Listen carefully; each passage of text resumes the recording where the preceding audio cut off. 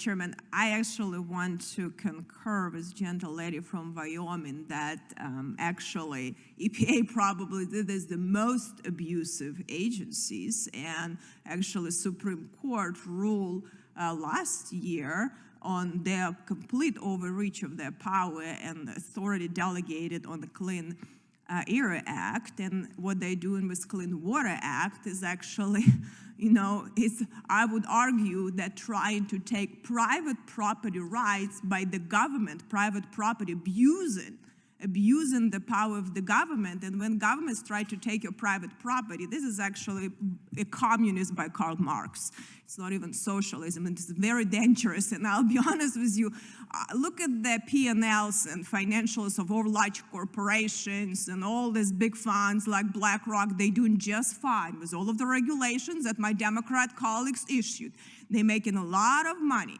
But who is getting hurt is the little guy, that farmer or some business owner that cannot afford to hire lawyers and CPA for $1,000 an hour, that cannot afford to go and lobby to every government level and sitting in the offices and trying to make their case. That's who's getting screwed. And we now have a situation now where all of the so-called dark money doing just fine, but the little guy has no ability now to be able to start a business and be able to compete and have abilities to make money. I think this is a very dangerous situation where we're now concentrating the power close to the government, close to Washington, D.C., and giving the power to the bureaucracies that people have no ability to even have an input.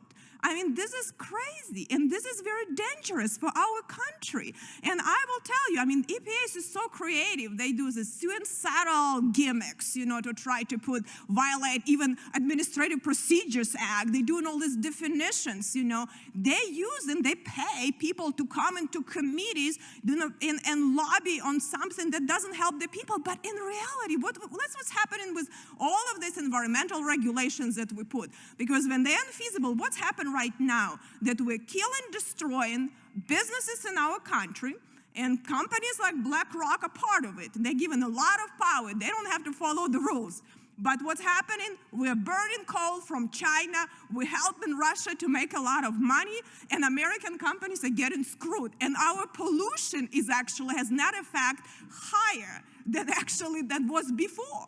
Because when we push our companies to do business in lawless and corrupt countries and dictatorship, they collude in the same environment. We don't build the walls, from China or anywhere else. In the same ocean, and all pollution goes. Instead of have reasonable laws, the representative of the people and the businesses here, and help our people and our companies and our Americans to succeed. So this is just dumb. And if you think about it, some of these funds, that wasn't this, climate change agenda of BlackRock, like British funds, that actually, there are some activists that are honest and actually respect if someone is honest, and not hypocrite. If you want to drive everyone a bike and you're driving a bike, I respect you. But if you're flying big jet fuel jets and you want me to ride a bike, well, screw you. You're not going to tell me what to do. This is wrong.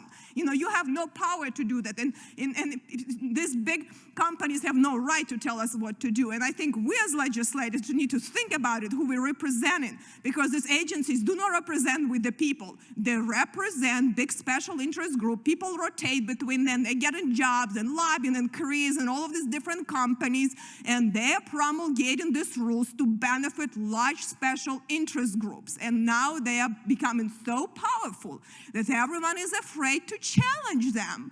And I think if we are not going to go back and think, what are we doing here? We're going to destroy our country, how it is known and how it was set up. And it is very, very dangerous. So our branch has to get our act together and start doing our job and not be afraid of administrative state, not be afraid of large corporation and big money that coming from all directions, but we actually remember that this republic is set up in being the greatest republic in the history of the world for only reasons. There is no difference between the people, because the people have the most power and freedoms. And if we take these freedoms away from we the people, we're going to unfortunately abandon and betray all the people who die for our freedoms. I yield back.